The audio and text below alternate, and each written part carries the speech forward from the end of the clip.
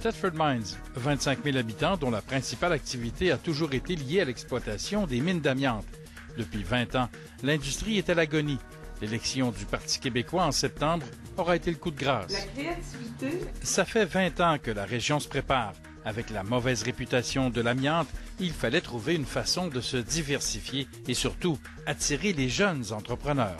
Réunis pour la création du Cercle des jeunes leaders, Thetford Mines compte sur eux pour son développement. Ce que vous avez vu le matin, une nouvelle génération de jeunes entrepreneurs là, qui est en train de naître, qu'on est en train d'accompagner. C'est fragile, c'est pour ça que on est très prudent. Alain Tremblay est l'un de ces jeunes entrepreneurs que Thetford Mines dorlote.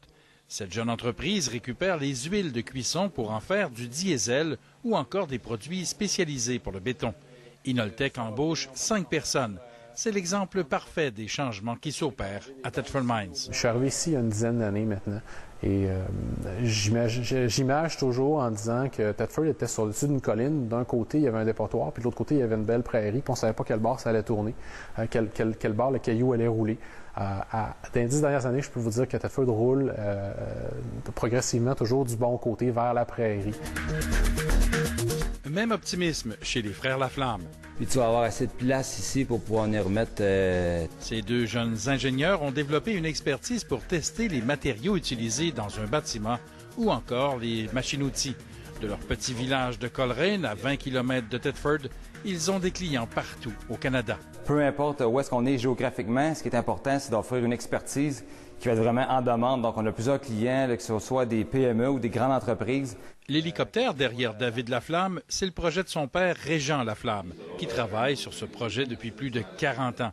L'entreprise met de l'argent de côté pour l'obtention des certifications de sécurité. D'ici 5 ans, si le projet est mené à terme, il n'est pas impossible que la région se dote d'une usine d'hélicoptères. C'est sûr que juste nous, si on prend notre projet de certification d'hélicoptère, c'est un gros projet qui va nécessiter beaucoup de sous. Thetford Mines pourra bénéficier d'un fonds de diversification économique de 50 millions de dollars, une somme que David Laflamme compte bien utiliser pour son projet d'hélicoptère. Puis moi, je vois d'un très bon œil les fonds qui vont être mis à notre disposition pour les différents projets. Donc, ces genres de fonds-là, je pense, peuvent aider à passer la première ou la deuxième barrière même lors de la création d'une entreprise. Donc oui, des fonds de diversification, c'est nécessaire quand on prend des changements, des virages radicaux comme ceux qu'on s'apprête à prendre, semble-t-il, dans notre industrie ici. Thetford Mines devra faire une croix sur son passé. Simple à dire, mais difficile à faire. Surtout que 130 ans d'exploitation de l'amiante ont laissé des traces indélébiles dans le paysage de cette région magnifique. Pierre Marceau, Radio-Canada, Thetford Mines.